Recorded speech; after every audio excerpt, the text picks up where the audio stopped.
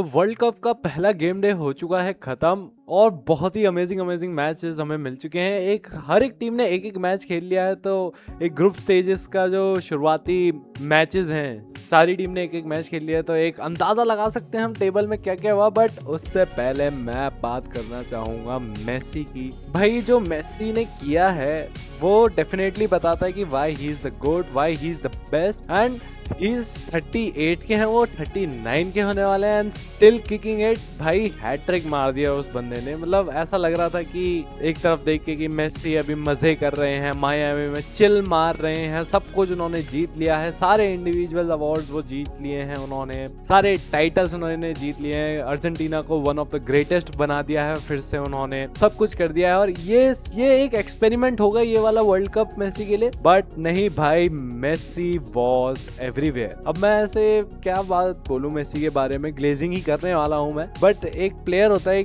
आपको किसी ट्रेट की वजह से पसंद आता है, जैसे ईडन हैजार्ड की ड्रिबलिंग हो गई, ड्रॉगबा के क्लच गोल्स हो गए, इनिएस्टा की कामनेस हो गई, प्रेस रेजिस्टेंट जो होता है, टोनी क्रूज का एक लीडरशिप लाता है, वो लाइन ब्रेकिंग पास हो गए किसी भी प्लेयर के। ये मेसी सब कुछ करता है, मेसी सब कुछ करता है। ड्रिबलर अच्छा है, पोचर बहुत अच्छा है। जो उन्होंने सेकंड गोल मारा अर्जेंटीना के लिए, दैट शोज कि भाई मेसी इज रेडी। कहीं से भी बॉल आएगी मेसी घुस के मार देगा। और ये अर्जेंटीना का अटैक देख के नहीं लग रहा है कि कुछ फंबल कर सकते हैं। वो सब यही कह रहे थे कि भाई 24 में से 18 प्लेयर तो वही हैं जो लास्ट टाइम भी थे। स्क्वाड इतना रोटेटेड नहीं है अर्जेंटीना का। बट लियोनेल स्कलोनी ने जो काम करा है, एंड आपके पास मेसी है तो आप काउंट आउट ही नहीं कर सकते हो किसी भी टीम को। अगर उस टीम में मेसी खेल रहा है तो भाई Messi was roaming around everywhere. सबके रोल्स डिफाइंड है। मेसी का रोल ये है कि वो घूमते रहेंगे पूरे पिच में अपनी कन्वीनियंस के हिसाब से। उन्हें जहां से मौका मिलेगा वो वहां से घुस के गोल स्कोर कर देंगे। रॉड्रिगो दे पॉल,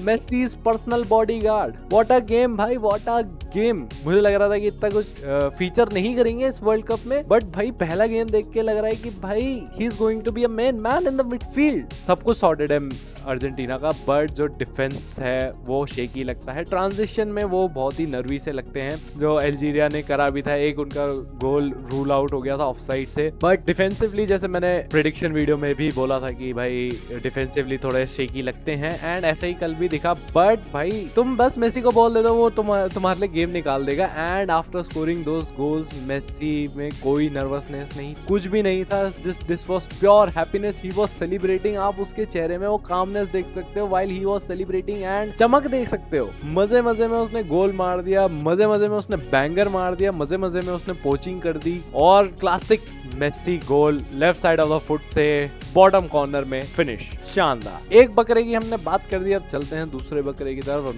रोनाल्डो को काफी क्वेश्चन किया जा रहा है कि पोर्चुगल के लिए क्या वो सही है, क्या रोनाल्डो ही तो नहीं दिक्कत पैदा कर रहे हैं पोर्चुगल स्क्वाड में। बट अनकंफर्टेबल कन्वर्सेशंस हैं, होनी भी चाहिए। बट ये सिर्फ तब होनी चाहिए जब रोनाल्डो बेकार खेल रहे। आप देख लो मिडफील्ड, देख लो आप, ब्रूनो फर्नांडिस, जाओ नेवेस, विटिनिया। और वहीं पे अगर इस मिडफील्ड को आप कंपेयर करो with likes of England, Elliot Anderson, Declan Rice and Jude Bellingham, क्या आप बता सकते हैं कौन सी बढ़िया है, कौन सी बेकार है? And I would prefer Portugal's midfield. Vitinha का बड़ा खतरनाक सीजन, जाओ नेवेस का बड़ा खतरनाक सीजन, ब्रूनो फर्नांडिस का compare to Jude Bellingham club level में बहुत ही अच्छा सीजन गया। डेक्लन राइस एक आप कंपेयर कर सकते हो। एलियट एंडरसन ऑब्वियसली विटिनिया और जाओ नेवेस से थोड़ा सा नीचे ही है मेरे लिए क्वालिटी में। बट ये इतना खराब कैसे खेल सकते? क्यों? क्योंकि मैंने इसकी बात अपने प्रेडिक्शन में भी करी थी। मुझे रॉबर्टो मार्टिनेज में बिल्कुल भी ट्रस्ट नहीं है। वो फ्री नहीं होने देते हैं मैन को। उन्हें एक रोल डिफाइन कर दिया तो उस रोल के अंदर ही खेलना है। आउट ऑफ द बॉक्स आप रोल के नहीं जा सकते हो। एंड कॉन्गो ने भी बहुत ही अच्छी डिफेंडिंग करी। यहाँ पे लो ब्लॉक में बैठ गए, कुछ भी नहीं करने दिया। एंड उनके मिडफील्ड मुत्तुस्वामी वेणुगोपाल अय्यर, चिन्नास्वामी मुत्तुस्वामी वेणुगोपाल अय्यर ने बॉस करके रखा था, बॉडीड कर दिया था पोर्चुगल की मिडफील्ड को। कोई क्रिएटिविटी नहीं है यहाँ पे पोर्चुगल के पास। अब आप मैनेजर्स की बात करो, डिडियर डेशॉम्स 2012 से मैनेजर है। उनके पास एक अच्छा खासा सीवी था। मोनाको को वो चैंपियंस लीग सेमीफाइनल्स में पहुंचाए थे, जहाँ पे पोर्तो जीती थी 2004 में। जुवेंटस को बहुत ही गंदे समय में उन्होंने मैनेज करा था। मार्से को उन्होंने मैनेज करा, league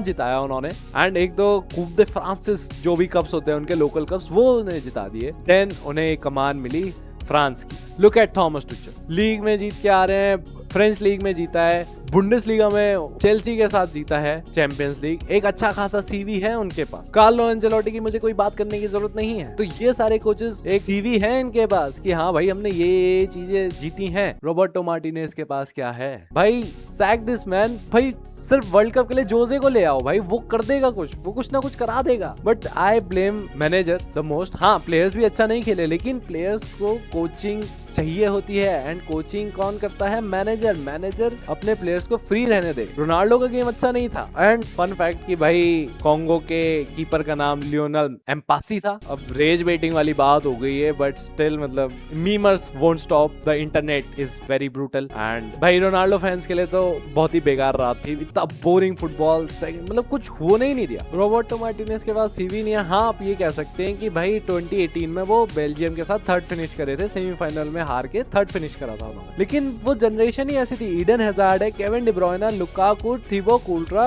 Vincent Kompany, Axel Witsel, ये अपनी प्राइम में थे। वो गोल्डन जनरेशन थी, वो ऑटो पायलट पे चल रहे थे। वो पोर्चुगल का स्क्वाड वर्ल्ड कप जीत सकता है, पोटेंशियल रखता है, बट मैनेजर नहीं रखता है। वहीं पे दूसरी तरफ चले जाए, pragmatic football, pragmatic boring football, boring football. भाई ये उम्मीद होती है इंग्लैंड से, लेकिन इंग्लैंड ने कल क्या ही रिफ्रेशिंग गेम दिखा दिया है। ऐसा इंग्लैंड को खेलते हुए मैंने तो कभी नहीं देखा। मैं ऑब्वियसली इंग्लैंड को सपोर्ट करता हूँ, but as a toxic relationship की, मतलब क्योंकि बहुत ही प्रैग्मेटिक, बहुत ही बोरिंग डिफेंस फर्स्ट अप्रोच जो फुटबॉल खेलते हैं वो देख के अच्छा नहीं लगता है। बट कल बहुत ही रिफ्रेशिंग थी। और एक स्टैट जो मैं बताना चाहता हूँ कि हैरी केन ने जब से बायर्न म्यूनिख ज्वाइन करी है, 178 मैचेस में 200 goal contribution, 168 goals and 32 assist. These are Messi Ronaldo numbers, these are Ballon d'Or numbers. आप हैरी केन को काउंट आउट नहीं कर सकते हैं। कल भी 2 गोल स्कोर करे उन्होंने। बहुत ही अमेजिंग, बहुत ही रिफ्रेशिंग लगा यहाँ पे देख के कि इंग्लैंड इस तरीके से खेल रही है। जूड बेलिंगम शानदार, नोनी माडुएका मैन ऑफ द मैच वाली परफॉर्मेंस थी उनकी। नोनी माडुएका को हम ऐसे बैंटर करते रहते हैं जैसे चेल्सी फैन मैं करता हूँ क्योंकि आर्सेनल ज्वाइन कर लिया उन्होंने, बट कल बहुत ही अच्छा गेम था। मार्कस रैशफोर्ड बेंच से आते हैं, गोल स्कोर कर देते हैं। एंथनी गॉर्डन रिलेंटलेस रनर भाई। Harry Kane